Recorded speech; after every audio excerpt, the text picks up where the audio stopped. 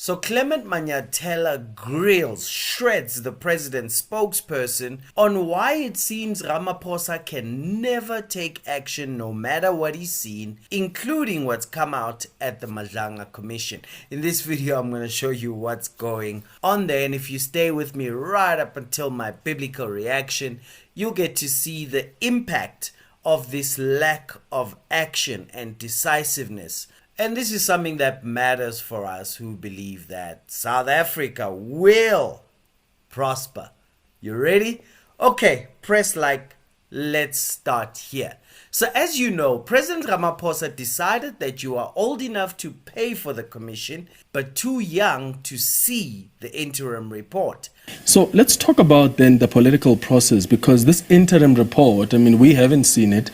We've only seen what the president says it recommends. Is it silent on politicians like Senzo Mchunu? Does it not mention him at all? No, it mentions him, but there's no recommendation against him. What does it say about him? No, I won't get into that, but I think what is important, because where your question is heading is, why is the president not acting against him? No, but I think where my question starts, I think South Africans would like to know what the report says about the police minister. In summary, Clement, the report... We don't really want to know it. We'd like to read it for ourselves, because we can read, but let's go on. In summary, Clement, the report does refer to the evidence and the allegation. It does refer to the evidence that the minister has led at the commission, as well as what has been the allegations against the minister. The minister is still going to go back to the commission and answer to more allegations against him, including the ones that have recently surfaced. Mm-hmm. The president wants him to go back and answer to all of the allegations before he can consider his next steps in regard to the minister specifically. And so that matter will be concluded at an appropriate time once the president has, or rather once the minister has gone back to the commission and the commission has given clear findings against the minister. So as we speak right now, in the interim report, the commission doesn't say anything about prima facie evidence against Senzo Mchunu? No, it doesn't at this stage. Okay, that doesn't stop the president from acting though. Why is the president not taking action against Senzo Mchunu? And I'm asking that question because take what the commission has done now. There are certain people who have not even appeared before the Madlanga Commission, and yet the Madlanga Commission has now recommended that those people, they must be investigated. So the fact that the minister has to go back to the commission doesn't mean that the president is hamstrung to act against him. Otherwise, the Madlanga Commission also wouldn't have recommended that people who haven't even appeared before them be investigated. No, indeed, Clement, but we also have to appreciate that what the commission has done is in line with the terms of reference. It's not just out of its own initiative. It's there embedded in the terms of reference that it can make referrals and it can make recommendations on certain matters to be referred for further investigations. Clement, the minister is a politician. The president, to your point, has the power to act against him and to decide what happens with him in this regard. There's also nothing prohibiting the president from allowing the minister to go through due process in the form of the commission before he considers any form of action. So you could say that if he acted now, he will be acting on a matter that's incomplete. The commission has not given the president a firm finding against the minister. The minister is still to appear at the commission again. And so up until then, the president is not going to rush into any form of action. One appreciates and understands the pressure for the president to act immediately. A lot of the evidence that has been led at the commission has been quite disturbing. It has contributed to eroding public levels of confidence in law enforcement. And so the president is keen that we get on with investigations where we can. Mm-hmm. And at the end of the commission's work, he will take decisive action. But I suppose what is frustrating, Vincent, is that the minister has made concessions at the Madlanga Commission. The president is not legally obligated to even follow any recommendations of the Madlanga Commission. So saying that he's waiting for that process to be concluded, I think, is a cop-out. Let's look at what the minister has conceded to. He has failed to consult before taking such a big decision to disband the PKTT. That's one thing that the Madlanga Commission has made it clear to him. He interfered in operational matters by instructing the National Police Commissioner to disband the PKTT immediately. He failed to even do a review of the task team before disbanding it. That compromised investigations because dockets got stuck at head office before they were sent back. Is that not serious enough for the president to say, I am not going to let you stay in office while taxpayers are paying your salary? I am going to ask you to step aside because what you stand accused of and what you've just conceded to is quite serious, unless the president doesn't think what I've just mentioned is serious. No, it is quite serious, and it is a concern to the president. That's why the president has placed him on special leave. He's not in charge of any portfolio or the police portfolio for that matter. But Clement, this is a political process, if you like, and the president is ensuring that before he acts, which he will do, and he will do so decisively, that he has given Minister Mchunu enough of an opportunity to go through due process, to have the commission conclude its work and make a finding that can then inform the president's action. I hear where you're coming from. All of those issues are issues of concern, but let's allow this due process to take place so that when the president does act, there is no complaint or issue of any form of unfairness. There's no way that the minister would complain that the president, you are unfair to me. When the president says to the minister, you took decisions that compromised investigations, you interfered in operational matters. Even if the minister says to the president, you are acting against me unfairly, there's no ground to stand on. Well, Clement, so far as things stand, the president's view is let the minister answer to allegations against him. And when the process is concluded, he will act accordingly. And remember, the work of the commission is much broader than just one person.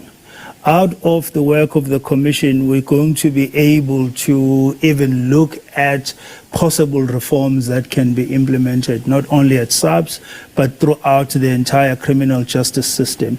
And so we shouldn't get over-fixated over just one person, as much as one appreciates the urgency of action and the president being seen to be acting. He is acting now, as we've published all those names. He's acting against other people, just not his political comrades. Well, it's not a case of Minister Mchunu is being defended or protected. Well, the president has a tendency to protect his comrades. There's no protection. Can I give you examples? There's no protection. Can I give you examples? No, don't worry about examples. In this particular case, there's no evidence of the president protecting Minister Mchunu in any way whatsoever. Zweli Mkhize was accused. There was overwhelming evidence against him with digital vibes. The president didn't act against him. He's still a minister.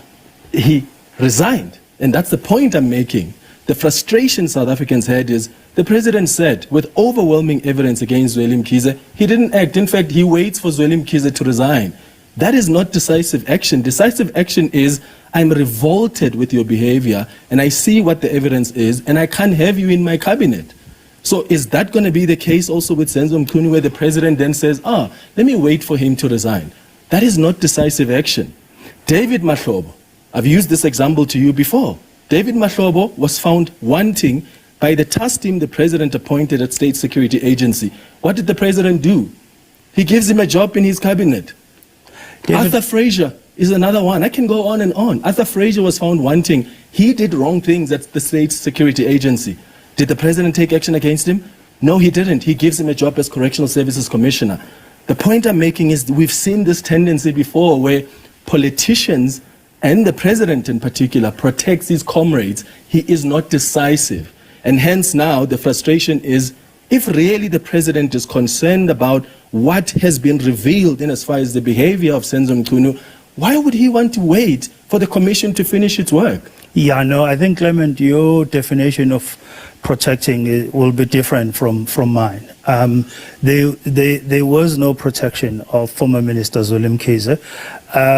You were not privy to conversations that may have led to Minister Mkhize finally resigning. So you cannot claim with authority that the president did not do anything. Why didn't you fire him then? No, it doesn't matter. What I'm saying to you, you are not privy to conversations that may have led to Minister Mkhize resigning. Did he ask him to resign? No, it's neither here nor there. What conversation they had, the fact is he's no longer a minister, and he couldn't have continued to be a minister. You talk about David Mahlobo. David Mahlobo has taken the Zondo Commission on review. You have to allow... I'm not talking about the Zondo Commission. You have to allow I'm not talking about the Zondo Commission. I'm talking about the task team. Sidney Mufamadi, who's the president's security advisor now, the president asked him, please go and investigate the behavior of David Mahlobo at State Security Agency. Money was spent on that investigation. Sidney Mufamadi came back and said, this man was responsible partly for the breakdown of the State Security Agency. Arthur Fraser, David Mahlobo. What did the president do about it? He put that report on the side and said, I'm going to give these people jobs. No, that's not the case. That's not the case, Clement. You are nitpicking on small individual cases, and you are negating the bigger picture of what the president has committed to. Number one, General Mkhwanazi makes serious allegations with respect to what he saw as capture of the criminal justice system by criminal syndicates. The president acts immediately, institutes a commission of inquiry. That commission has produced an interim report and has made referrals. The president accepts that report and supports those referrals, goes further to ensure that there is capacity to realize the end of what the commission has recommended. And so you cannot cloud what the president has decided to do now as action and cloud it with individual cases that you are also incorrectly contextualizing. So we can sit here all night and argue about these cases. The fact is, with respect to the Madlanga Commission, the president recognizes that what has come out of that commission has contributed to low levels of confidence in law enforcement. We need to change that. There's an opportunity to reform the criminal justice system. That will happen when the commission has concluded its work. Action is going to be taken against implicated parties.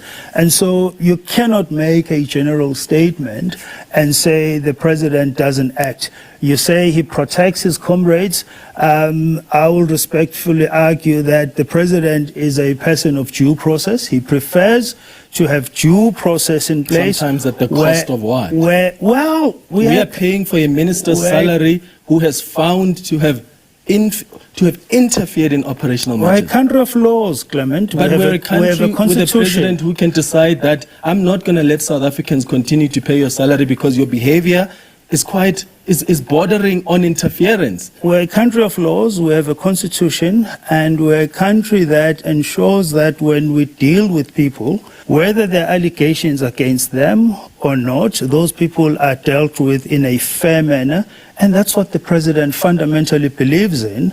And in this particular case, he will act when he needs to act against Minister Mchunu. When he needs to act? He doesn't think he needs to act against Mchunu now, given what he has heard at the commission? You can hold the view that he must act now. He holds the view that he will act once the commission has concluded its work. What stops him from acting before the commission concludes its work? Because he believes that Minister Mchunu must answer to those allegations, and that at the end of the commission's work, the commission will have findings against Minister Mchunu that he can then reference in his action. This is not the first time that Manyathela expressed this frustration. He also had a conversation with Tokyo Sexwale. This is how Sexwale felt about it when the president wouldn't act against the chewing gum rude Minister of Education in Parliament. He's waiting for more pressure to pile up before he acts, because that's usually how he does this. You see, that's how people make all types of joke about a head of state. They're kicking the can down. So let's not just, a lot of us, we want to be nice. We face this minister, teach her, educate her. This is a higher education calling. And the one who employs her must crack the whip. Don't wait for reports. You can see the television where she's talking in Parliament. Parliament is real, so you can't say, I'll still get the report. There is a report. There it is. Yes. Report. Where? When it's clear there. You've just seen how she's behaved. But you want a report? Parliament is legal. Everything said there is law. Yeah. So what happens when you have an indecisive president? This is what it looks like. So now, have you heard what the president said lately? Listen to this. And I just want to make it very clear to anyone who is threatening any form of unrest, they will be followed up and they will be arrested. Those are people who belong in jail. Those are people who are the enemies of our democracy. The people of South Africa value this hard-won democracy, and they don't want any form of instability. And we've always followed the rule of law. When you are dissatisfied with any decision, be it a government decision, the president's decision, a minister's decision, even a court's decision, there are ways in which all those complaints can be followed up. So for anyone to say that if this does not happen, they are going to have instability, it's against the will of the people of South Africa. What is your response to this? I'm surprised that the president says that instability is against the will of the people. I feel like for someone who really is out of touch with what the people of South Africa are saying, and he completely ignores the will of the people of South Africa, he can't talk about law. There's so many laws that he's broken. And, by hiring the Minister of Police, the acting Minister of Police, how many laws did he break? He broke a lot of laws. But it's funny because people always glorify the law to favor themselves. Does she sound like she's threatened to you? Not to me. Doesn't sound like someone who's just heard a president trying to throw down the gauntlet. It's like, whatever, dude. Well, in the last video, we showed you how Abatembu King Dalindyebo had some relations with Israel that the government didn't like. Listen to how he feels about it. This probe now that the Premier has called for, you're saying it will have no bearing, whatever outcome shall come out of it will have no bearing on the decision that you took to invite these officials to go and view these health facilities without the proper approvals. One thing that you must understand, my brother, first and foremost, is that public institutions belong to the people. They do not necessarily belong to the state. And secondly, I'd like you to understand that as a monarch, I'm the #1 custodian. Now, I don't see any head of state or premier that is above a king. For me to be obliged to report to small boys like that, it would be out of logic and out of God's order. As far as the donation that is said to have been received, I mean, when it comes to finances, there are stricter protocols in terms of national treasury for finances to be brought into the country. Was there a specific donation that was requested for the hospitals themselves, which is a government facility? How many people have been giving donations here without being questioned? The Arab Emirates donated 35 million. And nobody questioned why. And what makes me sick is that that money has not been accounted for, or Skamabuyane knows where that money ended up. And we are facing a problem where we are dealing with kleptomaniac thieves from premier to president, because the president also donated for the floods about 1 billion rands, and that money has not been accounted for. Mabuyane, the premier and the cronies have chowed it already. If they are not complied or obliged to account to the people about what that such monies have done, then these are thieves that think have a right to do as they please. These are thieves that think the public purse is their mother's pathas. Kumkane, so you are saying to us you needed no permission? Whew, my biblical reaction. In those days, there was no king in Israel. Everyone did what was right in their own eyes. This is what we are experiencing in South Africa because of lacking leadership.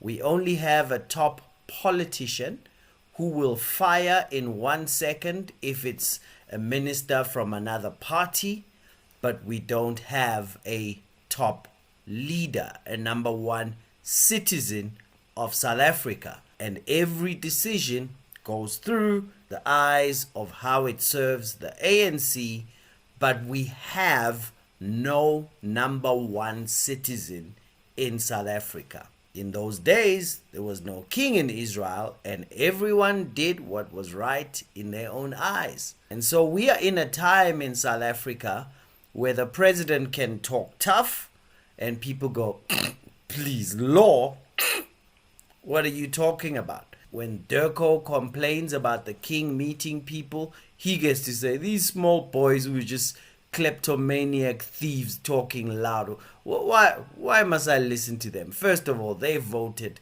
I'm an ordination of God. This is what happens. The fish rots from the head, from the greatest to the least.